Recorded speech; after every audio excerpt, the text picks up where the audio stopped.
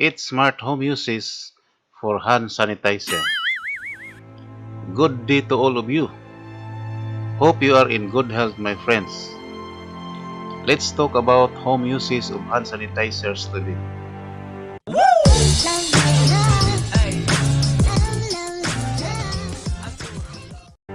Diligent hand washing is always your first line of defense against the spread of illnesses.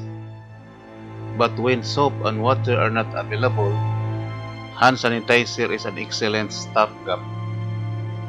But what you have may not know is that its alcohol-based and antibacterial ingredient make it a potent germ killer with a surprising number of uses that don't involve your hands. Number 1. Wipe fingerprints from stainless steel. Those also trendy stainless steel appliances bring a modern, pseudo-commercial look to any kitchen. Unfortunately, there are also fingerprint magnets, and in any home where the kitchen actually gets used, especially by little ones, the constant smudge and smear can be maddening. Department stores sell specialized cleanser for stainless steel, but the bottle of hand sanitizer you've already got works just as well. Squeeze sanitizers onto a soap cloth and wipe it over the affected areas to remove fingerprints, regularly and extra greasy with ease. It's work on glossy stone countertops as well, though you should only use clear sanitizer on porous surface like marble. Number 2. Remove stuck-on labels or adhesive. Remove stuck-on labels and price tag from your latest finds when you get home from the store can be a bit of a trial.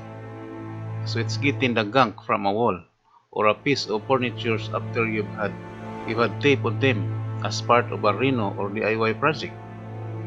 Hand sanitizer is a remarkable, efficient way to remove this and other kinds of adhesive. Just apply your sanitizer to the affected areas, let it rest for several minutes to soften the adhesive, and then wipe it off with a dry clothes. You may need to repeat the treatment for stubborn adhesive, but eventually the sticky mess will come off. Number 3.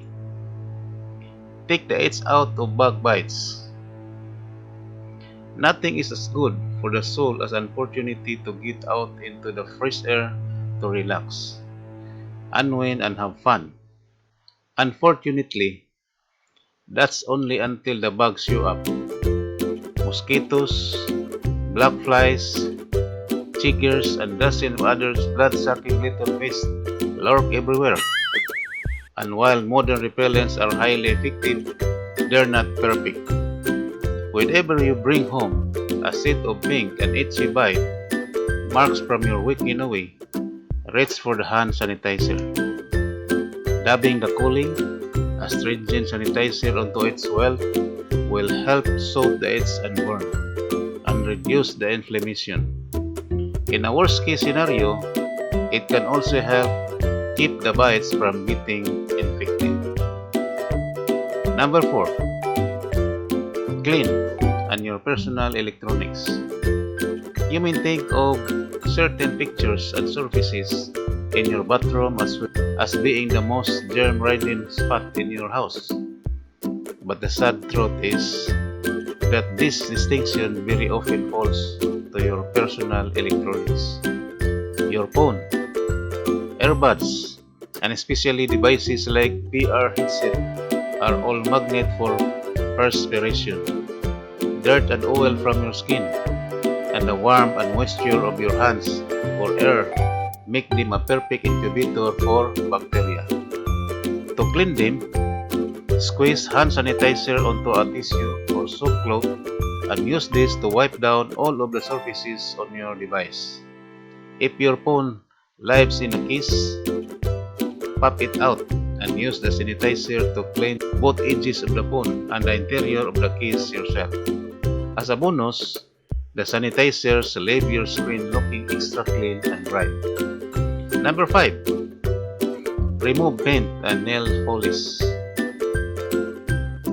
There are a lot of things you won't need to carry in your purse if you already have hand sanitizer, and one of them is nail polish remover. When you want to start over with a clean slate, just rub sanitizer over the affected nail or nails and let it sit for a few minutes, then wipe it off. It's equally effective at removing paint, whether you're getting it in your hands, your clothes, on your furniture. It can even clean paint spatter from your running shoes. It's always best to use clear hand sanitizer when you're removing paint from a fabric, and test it first in an area that won't show just in case it's affect the fabric coloration. Number 6. Clean your keyboard and mouse. If you spend any time at your computer at all, your mouse and keyboard will accumulate oils from your skin, which in turn attract dust and harbor bacteria. You could clean and disinfect them with rubbing alcohol or spray disinfectants, but using free-flowing liquid with anything electronic is a very bad idea. Hand sanitizer is the perfect alternative.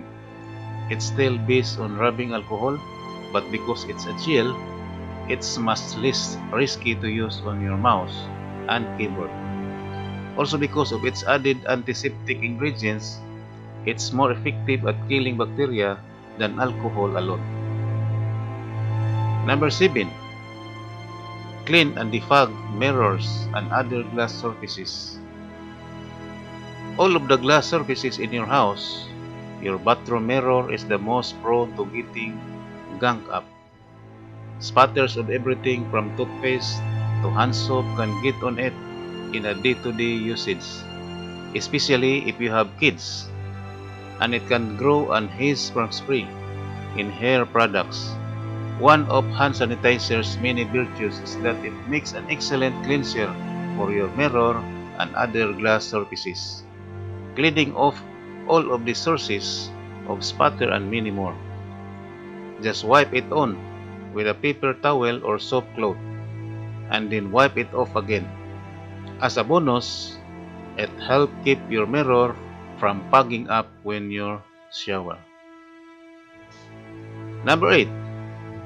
Sanitize nasty surfaces in your public places.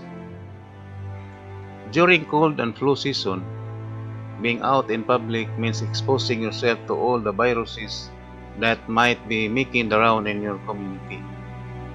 Some stores provide sanitizing wipe for their shopping cart handles, but many do not.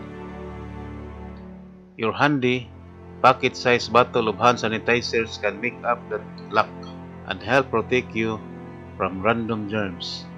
Squirt a little bit of sanitizer on a tissue to wipe down cart or basket handles, doorknobs, faucet, or even toilet seats. The alcohol and disinfectants in your hand sanitizer will clean and sanitize the surface before your skin actually needs to make contact. Thank you for watching the video, my friends. I hope you enjoy. Please click like and share to help our channel.